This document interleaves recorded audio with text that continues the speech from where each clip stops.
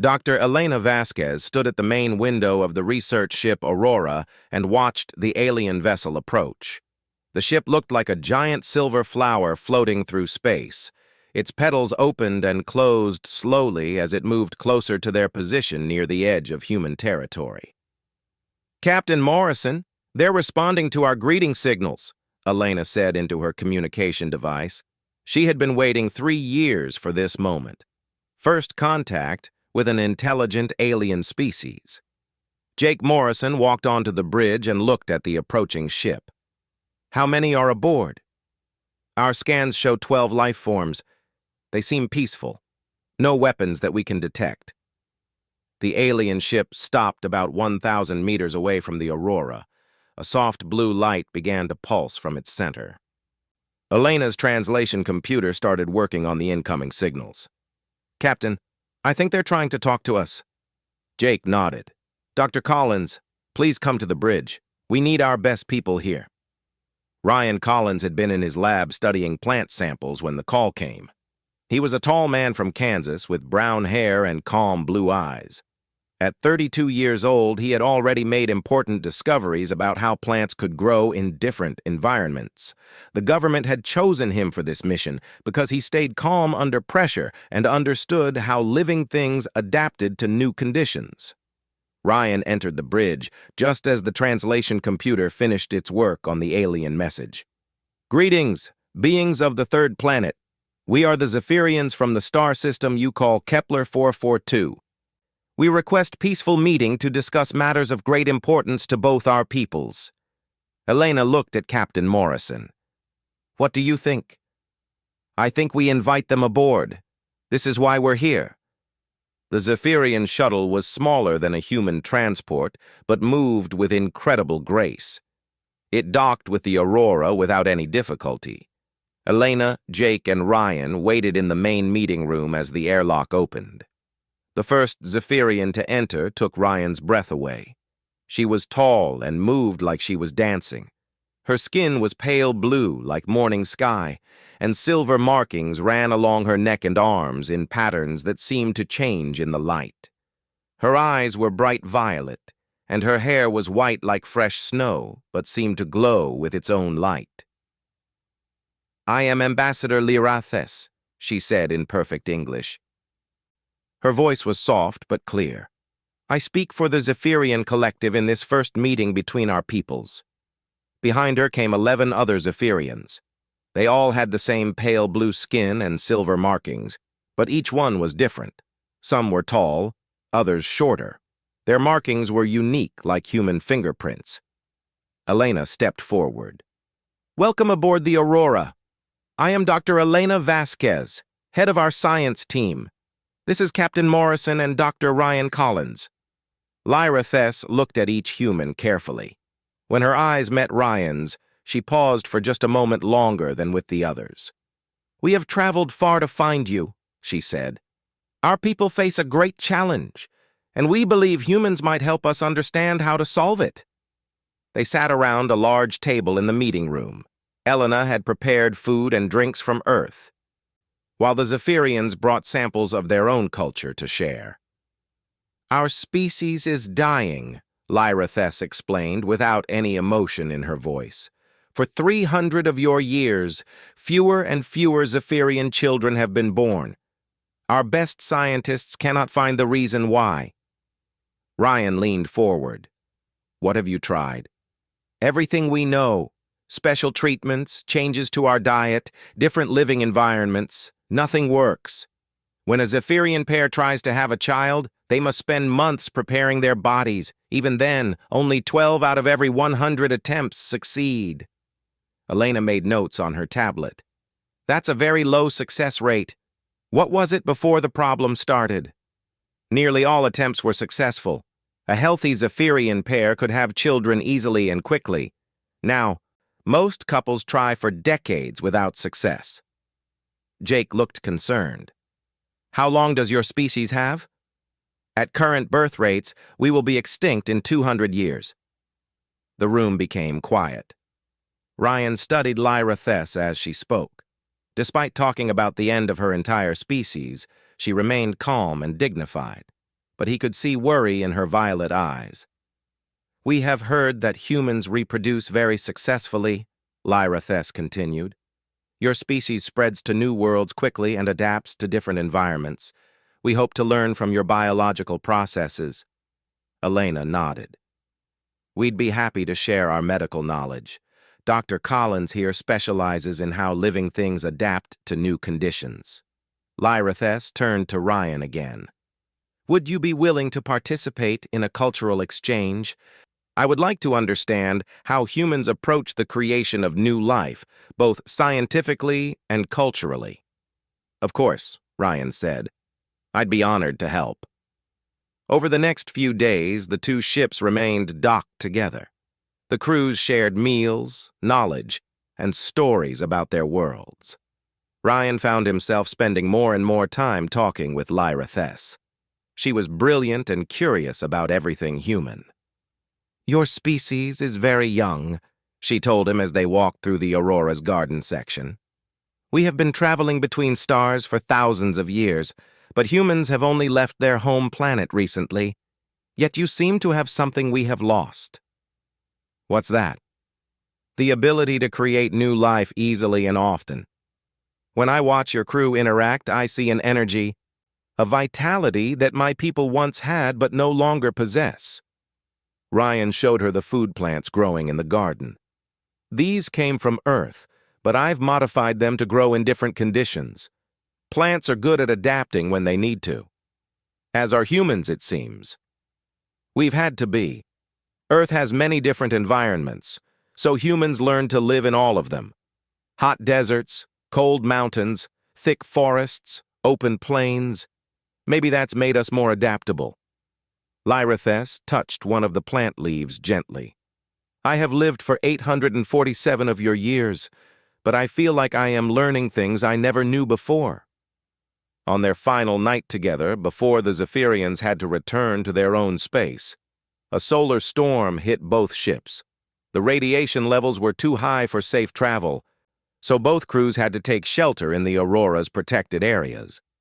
Ryan and Lyra Thess found themselves alone in the observation lounge, watching the space storm create beautiful but dangerous lights outside the ship. "I will miss these conversations," she said quietly. "So will I. I hope this isn't the end of contact between our peoples." "It will not be. My government has already approved a formal alliance proposal. There will be many more meetings." They sat in comfortable silence, watching the storm rage around them. Neither knew that this quiet moment together would change the fate of both their species forever. 3 weeks had passed since the Zephyrian ships left human space. Ryan Collins sat in his laboratory aboard the Aurora, trying to focus on his plant research. But his thoughts kept returning to his conversations with Lyra Thess. He had never met anyone quite like her, human or otherwise. The communication system in his lab suddenly came to life with an urgent signal. Elena's voice came through the speakers. "Ryan, please come to the communication center immediately. We have an incoming transmission from the Zephyrian ship." Ryan put down his work and hurried to the communication center. Elena was already there with Captain Morrison, both looking concerned. "What's wrong?" Ryan asked. "See for yourself," Elena said, activating the main screen. Lyra Thess appeared on the screen, but she looked very different from when Ryan had last seen her. Her usually calm expression was replaced by obvious confusion and worry. Her silver markings seemed brighter than normal, and her violet eyes showed something close to panic. "Dr. Collins, I must speak with you urgently. Something impossible is happening to me." Ryan stepped closer to the screen. "What kind of impossible?" 3 days ago, I began experiencing biological changes that my medical team cannot explain. My body temperature has increased by 2 degrees. My energy levels are higher than they have been in decades.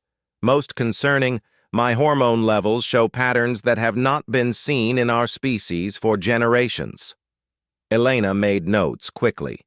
"Can you send us your medical readings?" "Yes, but you must understand how impossible this is. These changes should not be happening to any Zephyrian, especially not to me. The medical data came through their computers within minutes. Elena studied the information while Ryan watched Lyra Thess on the screen. "These numbers are incredible," Elena said. "According to this, her cellular regeneration rate has doubled. Her immune system is stronger than it was a month ago. And these hormone patterns?" "What about the hormones?" Ryan asked. Elena looked at him with wide eyes. "They match the patterns we see in early human pregnancy." Ryan felt his stomach drop. "That's not possible." Lyra Thess heard their conversation. "Dr. Collins, is there something you need to tell me?" Before Ryan could answer, Elena interrupted. "Ambassador, we need to ask you some personal questions. During your time on our ship, did you have any intimate contact with any members of our crew?" Lyra Thess was quiet for a long moment. Her blue skin seemed to become slightly darker, which Ryan guessed was the Zephyrian version of blushing. "During the solar storm, Dr. Collins and I spent considerable time together. We discussed our cultures, our lives, our hopes for the future. One conversation led to another, and eventually—" She did not need to finish the sentence. Everyone understood. "We both thought it was harmless," Ryan said quietly. "Neither of our species has ever had successful reproduction with aliens before. We assumed it was impossible." Commander Lisa Price entered the communications center at that moment. As head of diplomatic operations, she had been monitoring the conversation. "This situation is now classified," she announced. "No one discusses this outside of authorized personnel." Elena protested. "Commander, if we're dealing with the first case of human-alien reproduction, the scientific implications are enormous. Which is exactly why it's classified until we understand what we're dealing with." On the screen, Lyrathis looked increasingly distressed. "Dr. Collins, my medical team is demanding answers I do not have. If they discover what happened, the consequences for me could be severe." "What kind of consequences?" Ryan asked. "Exile from Zephyrian space, possibly imprisonment for genetic contamination. My people are very traditional about biological purity." Captain Morrison stepped forward. "Ambassador, are you in immediate danger?" "Not yet.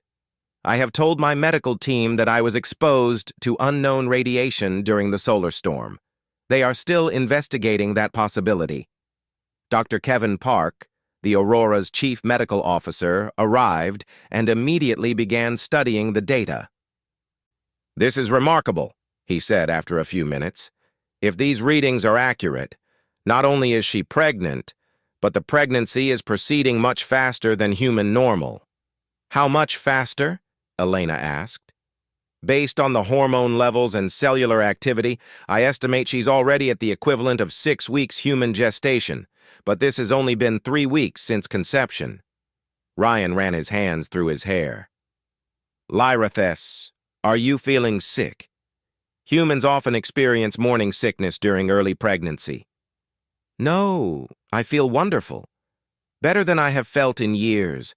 My energy is high, my thinking is clearer, and I feel more alive than I can remember." Dr. Park looked puzzled. "That's interesting. Human pregnancy often causes fatigue and discomfort in the early stages, but she seems to be experiencing the opposite." Elena studied the data more carefully. "Look at these cellular repair rates. They're off the charts. Whatever is happening, it's not just pregnancy. Her entire biological system is being enhanced." Commander Price made a decision. "Dr. Collins, I'm authorizing you to travel to neutral space for a secret meeting with Ambassador Lyra Thess.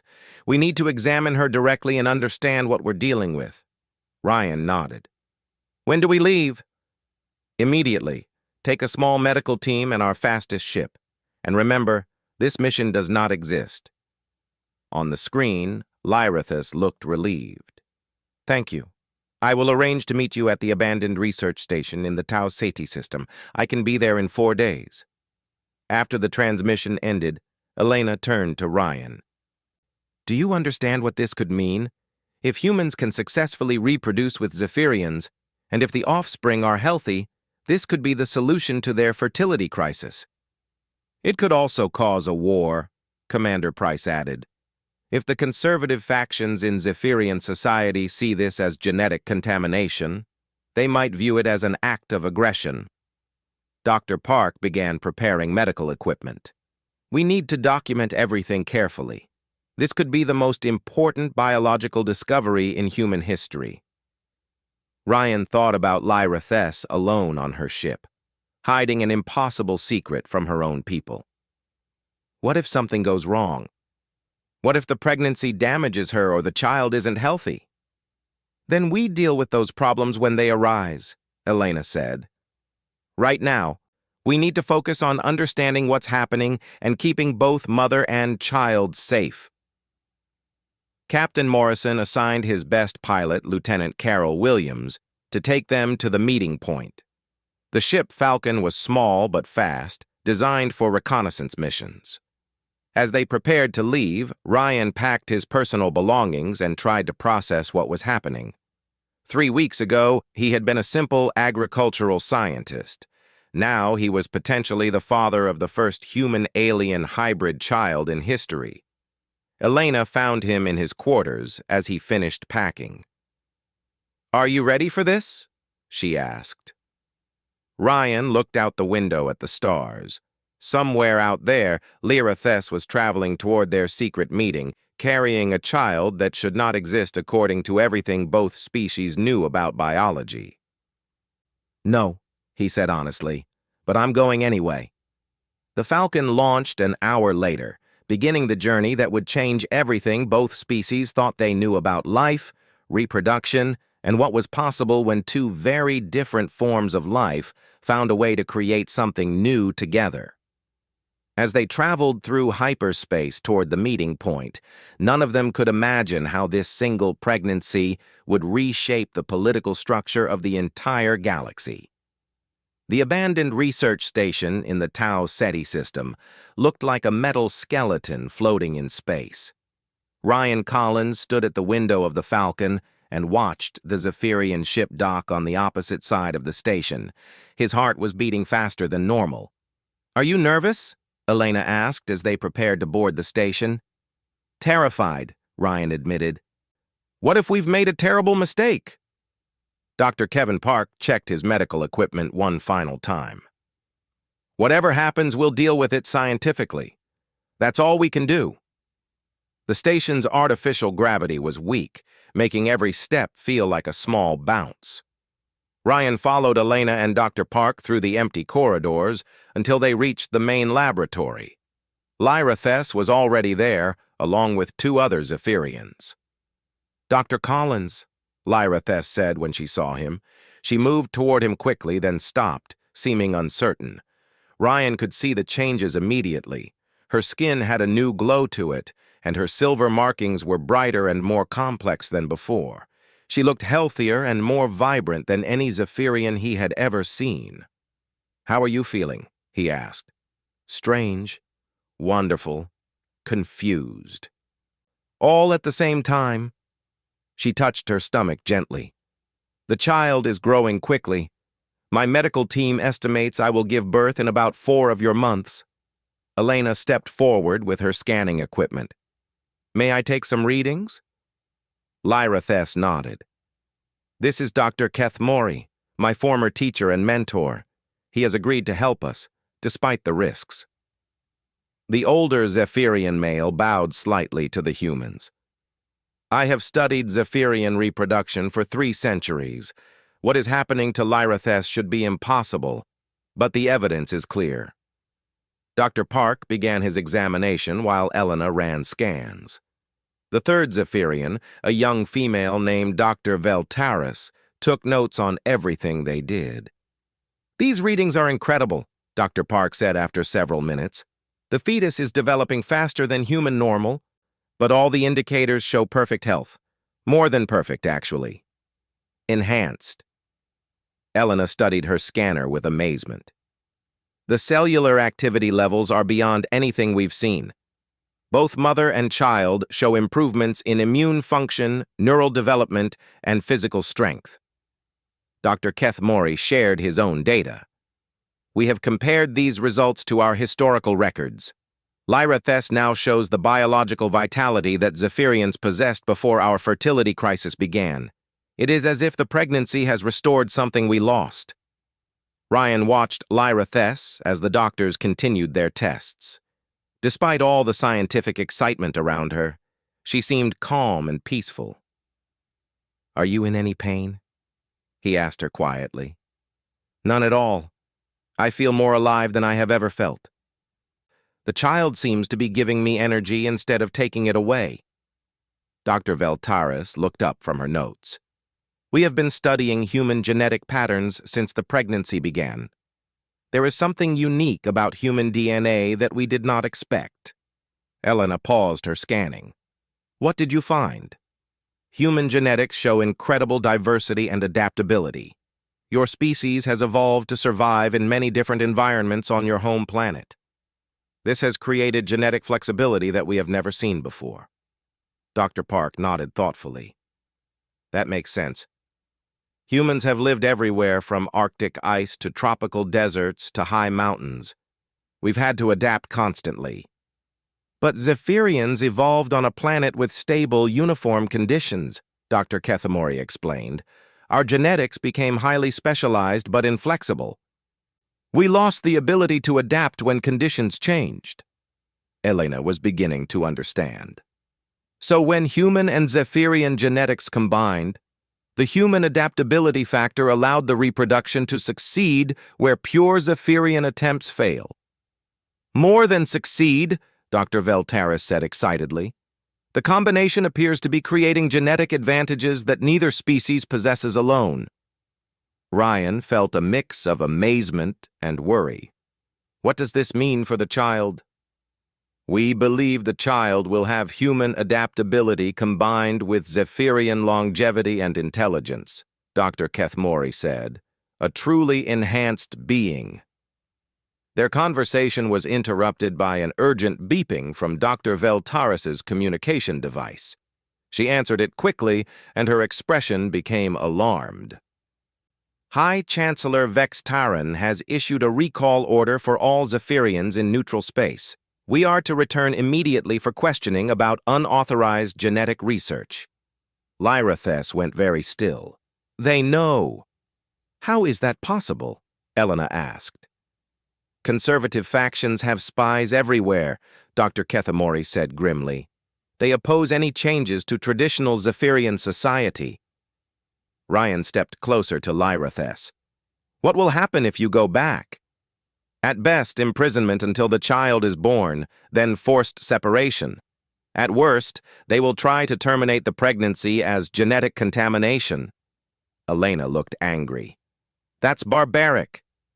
"It is traditional," Lyrathes said sadly. "My people fear change, even change that could save us." Dr. Park made a decision. "Then you don't go back. We'll take you to human space."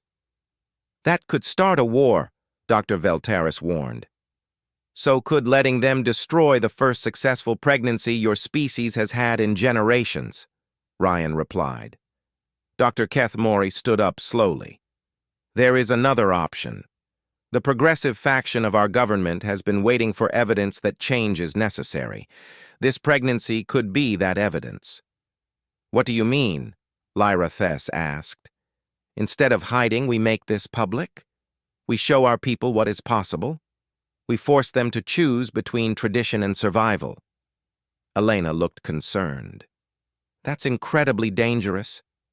"Everything is dangerous now," Dr. Kethmori replied. "But if we can prove that human Zephyrian reproduction can save our species, the moderates will support us." Ryan took Lyrathes's hand. "What do you want to do?" She thought for a long moment, then looked at each person in the room. "I want to give my people hope. If that means taking risks, then we take risks." Dr. Veltaris nodded firmly. "I will contact the progressive faction leaders. They can arrange protection and publicity. And I will go with them," Dr. Park announced. "This pregnancy needs constant medical monitoring." Elena began packing her equipment. We all go. This is too important to handle separately. As they prepared to leave the research station, Ryan wondered what they were walking into. The pregnancy that had begun as a personal moment between two people from different worlds was becoming a catalyst that could reshape galactic politics. "Are you afraid?" he asked Lyra Thess as they boarded her ship. "Yes," she said honestly. "But I am also hopeful. This child represents something new and wonderful. That is worth fighting for." The Zephyrian ship left the station with the human medical team aboard. Behind them, neutral space stretched empty and silent. Ahead lay the Zephyrian homeworlds, where conservative and progressive factions were preparing for a battle that would determine not just the fate of one pregnancy, but the future of an entire species. As they traveled toward an uncertain future, none of them could predict that their actions would ultimately lead to the first true alliance between human and alien civilizations, or that the child growing inside Lyra Thess would become a symbol of hope for species throughout the galaxy. The birth happened faster than anyone expected. Lyra Thess went into labor while their ship was still 2 days away from the progressive Zephyrian colony of New Haven. Dr. Kevin Park had delivered human babies before, but this was completely different. The labor lasted only 4 hours, and Lyra Thess showed none of the pain or exhaustion that human mothers typically experienced. Instead, she seemed energized and alert throughout the entire process. When the baby finally arrived, everyone in the medical bay went silent. Arya was beautiful in a way that neither species could have imagined. She had her mother's pale blue skin, but it was warmer and more vibrant than any Zephyrian coloring. Her father's brown hair grew in soft waves, and when she opened her eyes for the first time, they were a brilliant blue-green color that seemed to shift and change in the light. "She's perfect," Ryan whispered, holding his daughter for the first time. Dr. Park ran his medical scans and shook his head in amazement. "Her vital signs are stronger than either human or Zephyrian normal. Her brain activity is off the charts. And look at these genetic markers." Elena studied the readings. "What are we seeing?" "She has the best traits of both species, but enhanced beyond what either could achieve alone. Her projected lifespan could be 3 times longer than human average, but with human adaptability and emotional range." Lyra Thess held her daughter and marveled at how alert and responsive the baby was. "She recognizes voices already.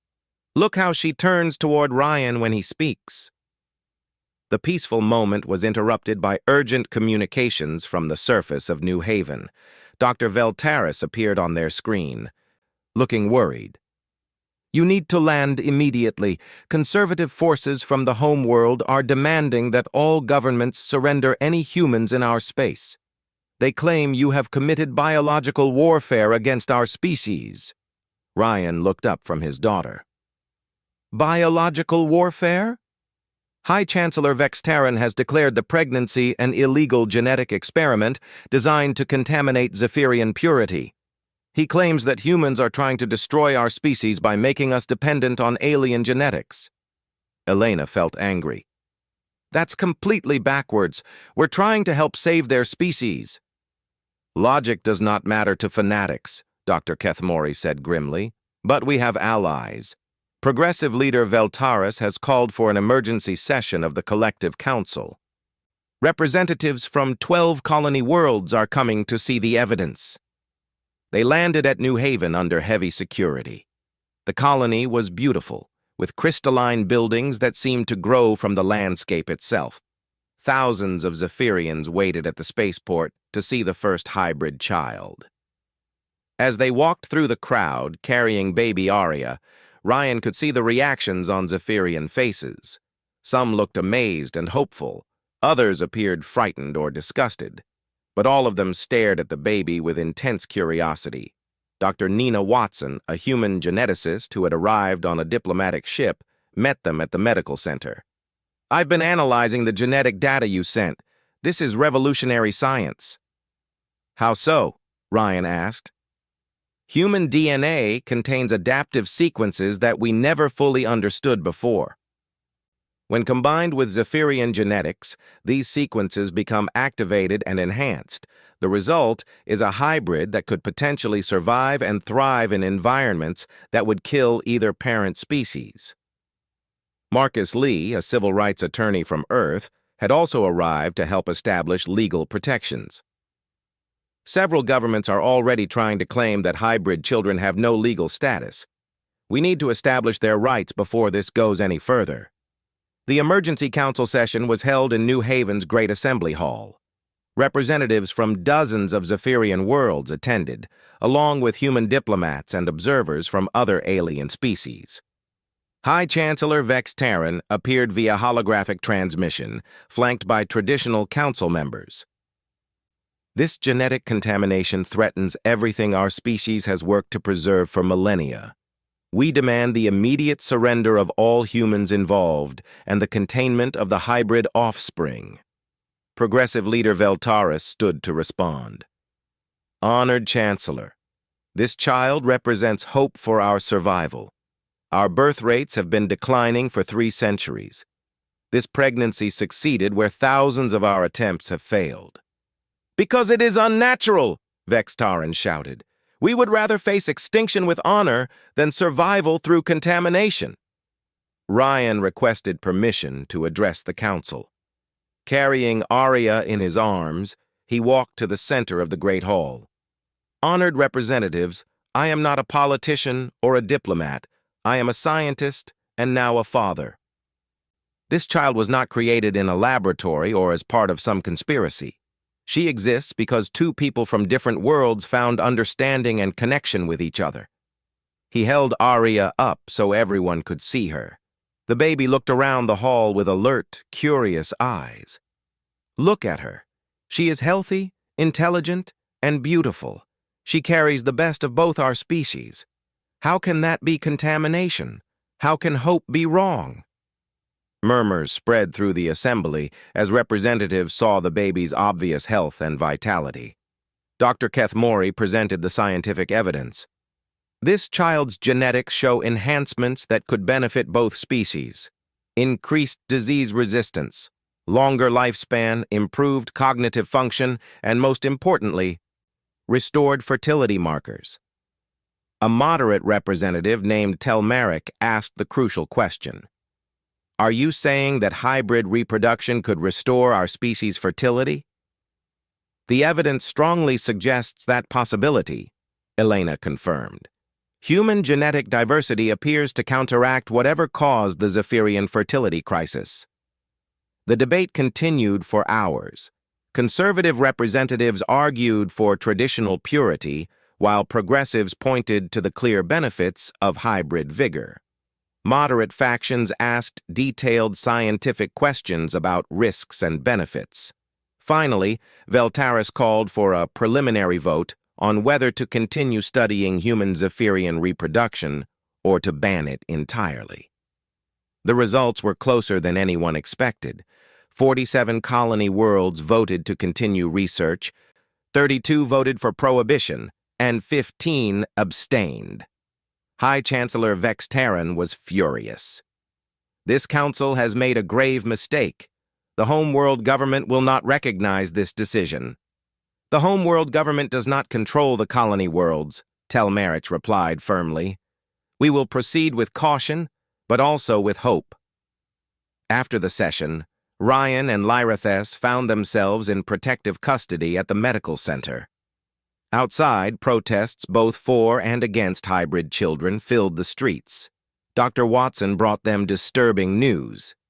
Intelligence sources report that conservative military factions are planning to take action against human settlements. They want to prevent any more hybrid pregnancies. What kind of action? Lyrathes asked while nursing Arya.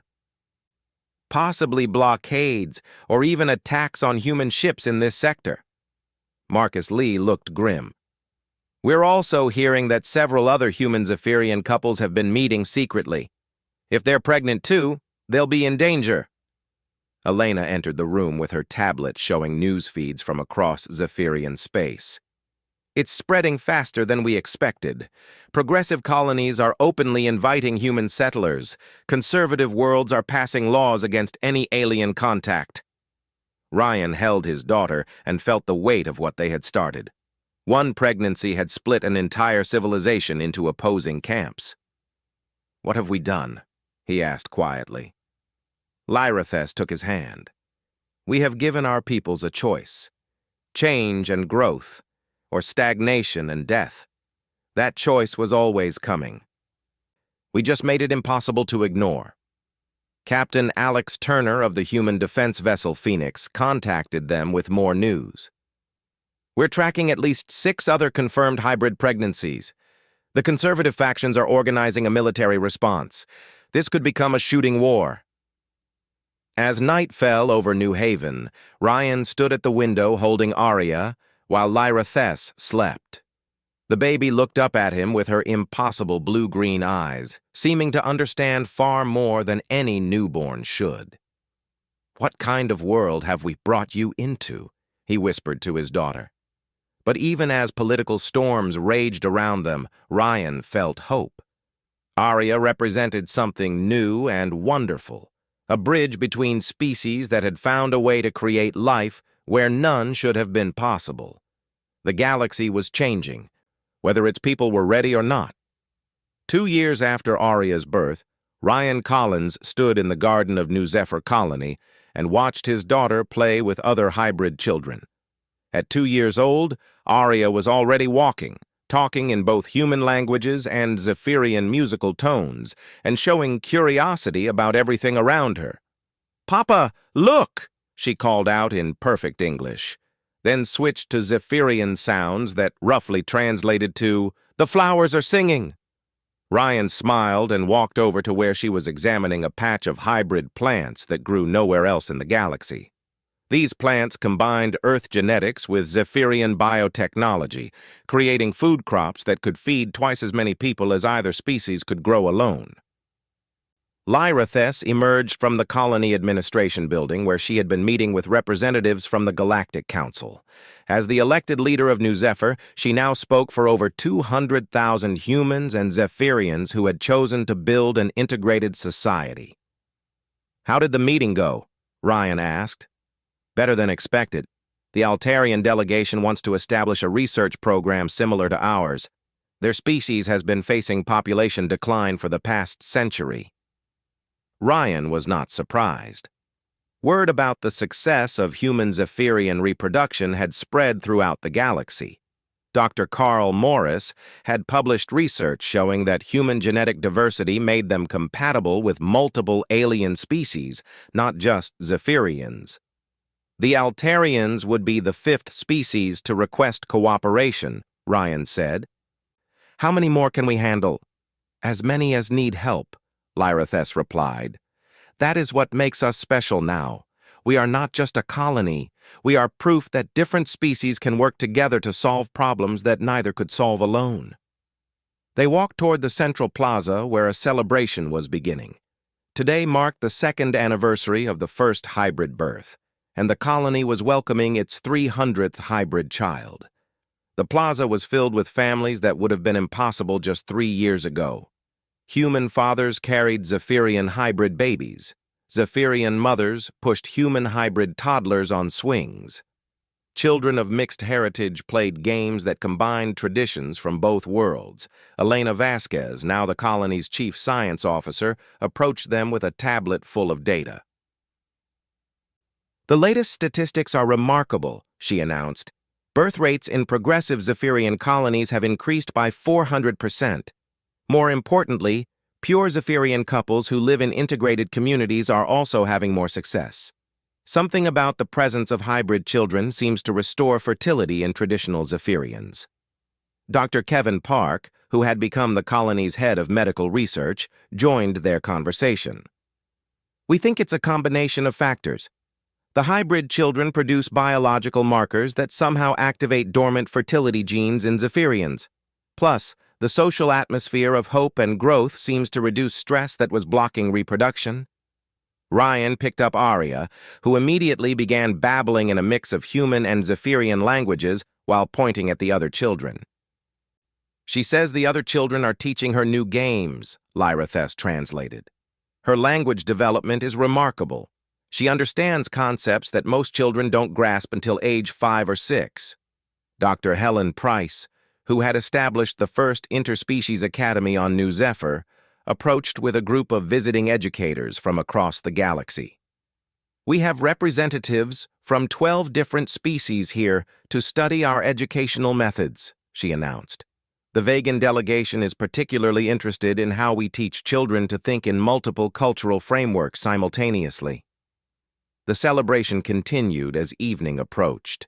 Musical performances combined human instruments with Zephyrian harmonic crystals. Food tables offered dishes that blended cooking traditions from both species. Ryan noticed a familiar face in the crowd and walked over to greet Captain Alex Turner, who had provided security during the early crisis years. "Captain, good to see you. How are things in the outer sectors?" Alex looked pleased. "Quiet, mostly. The conservative Zephyrian military gave up trying to blockade human ships about 6 months ago. Too many of their own colonies were supporting integration. What about the homeworld government?" High Chancellor Vex Taran resigned last month. The new moderate leader, Telmarich, has opened official diplomatic channels with human and hybrid settlements. Lyrathess joined them, carrying a communication device that was beeping urgently. "That's a priority signal from the Galactic Council," she explained, activating the device. The holographic image that appeared showed Ambassador Paul Martinez, humanity's representative to the Galactic Council. "Lyrathess, Ryan, I have significant news. The Council has voted to recognize New Zephyr as an independent multi-species commonwealth. You now have full diplomatic status." Elena, who had been listening, looked excited. "What does that mean practically?" "It means other species can establish formal treaties with you directly. It also means your hybrid children are officially recognized as galactic citizens with full rights." The crowd in the plaza cheered as word of the announcement spread. After years of fighting for recognition and acceptance, the colony had achieved legitimate political status. But the most exciting news came at the end of Ambassador Martinez's transmission. "We've also received a priority signal from the Andromeda Galaxy. A species called the Kepler Tai has heard about your success with reproduction assistance. They're facing complete extinction within 50 years and are requesting help." Ryan felt a mix of excitement and responsibility. "The Andromeda Galaxy is incredibly far away. That would be our first contact with life outside our own galaxy. The Kepler Tai have offered to share their advanced transportation technology in exchange for reproductive cooperation," Martinez continued. "Their ships can travel between galaxies in weeks instead of centuries." Lyrathess considered the implications. "If we can help species in other galaxies, the potential for growth and cooperation is unlimited." As the transmission ended, Ryan looked around the plaza at the thriving community they had built. Human and Zephyrian families celebrated together while their children played games that neither species had imagined 3 years ago. Arya tugged on his shirt and pointed toward the sky where the first stars were becoming visible. "Papa, are there more friends up there?" Ryan looked up at the stars, knowing that somewhere in the vast darkness, other species were struggling with problems that cooperation could solve. "Yes, sweetheart. Lots more friends, and maybe someday we'll help them too." Dr. Carl Morris approached with the latest research data. "Ryan, the genetic analysis of our newest hybrid children shows something incredible. Each generation is showing enhanced abilities beyond what we predicted. Improved disease resistance, increased intelligence, longer lifespans, and most remarkably, the ability to adapt to environments that would be hostile to either parent species." Elena nodded thoughtfully. "We're not just solving reproduction problems. We're creating enhanced humans and aliens who can survive and thrive in conditions neither species could handle alone." As the celebration continued into the night, representatives from the newly arrived species delegations mingled with colonists. The Altarians, tall and graceful with crystalline skin, watched human Zephyrian children with obvious hope. The Vegan delegates, small and furry with large, intelligent eyes, took notes on social interaction patterns. Captain Sam Rodriguez, who had just arrived on the exploration vessel Horizon, brought news from human space. Earth's population is increasingly interested in galactic cooperation. We have over 10,000 volunteers waiting for assignment to integration colonies.